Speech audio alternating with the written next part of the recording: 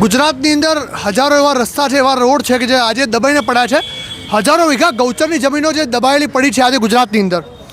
પણ દાદાનું બુલડોઝર, એ નામોશીનું કાયરોનું બુલડોઝર માત્ર ઓબીસી, એસસી, એસટી અને માઇનોરિટી ઉપર ફરે અને ગરીબ સમાજના વર્ગને કઈ રીતે બરબાદ કરી શકાય એને ટાર્ગેટ કરીને ફરતું આ બુલડોઝર છે.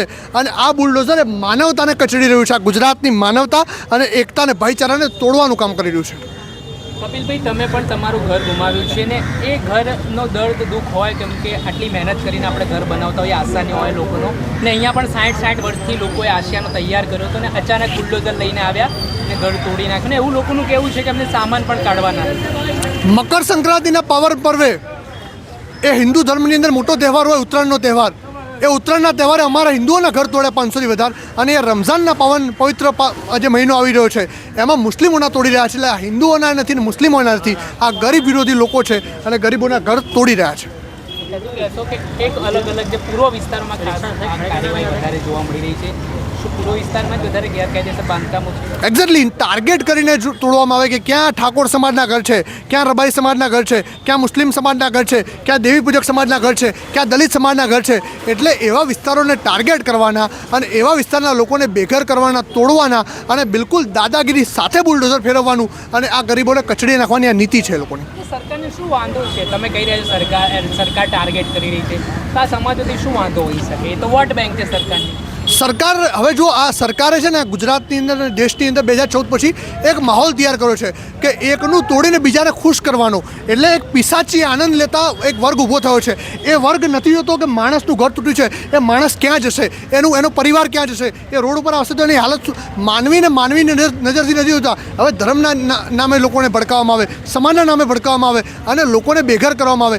આ નીતિથી સરકાર લોકોને એક સમાજનું તોડી અને બીજા સમાજને ખુશ કરવાની નીતિથી આ પોતાની વોટ બેંકની રાજનીતિ કરી રહી છે. પણ એનો ભોગ ઓબીસી, એસસી, એસટી અને માઇનોરિટી એ બની રહ્યા છે ને આજે બરબાદ થઈ રહ્યા છે. કોંગ્રેસ પર આરોપ થાય છે કે કોંગ્રેસ આવા ડિમોલેશન થાય તો ગેરકાયદેસર કરતા હોય, એટલે કોર્પોરેશન જે ગેરકાયદેસર બાંધકામો તેના કરતી હોય પણ કોંગ્રેસ તૃષ્ટિકરણની રાજનીતિ કરે, સમાજને ગુમરાહ કરે છે, એવા આરોપ ભાજપ લગાવે છે. આ ડિમોલેશન ભારતીય જનતા પાર્ટી આરોપ લગાવે કોંગ્રેસ રાજનીતિ કરે. અમે કહીએ છીએ કે ભારતીય જનતા પાર્ટીના મળતિયાઓ, ઉદ્યોગપતિઓ એ હજારો એકર ગૌચર ભૂમિ જે દબાવીને બેઠા છે ગુજરાતની અંદર, કરાવો ખાલી, તોડો એ લોકોના મકાનો.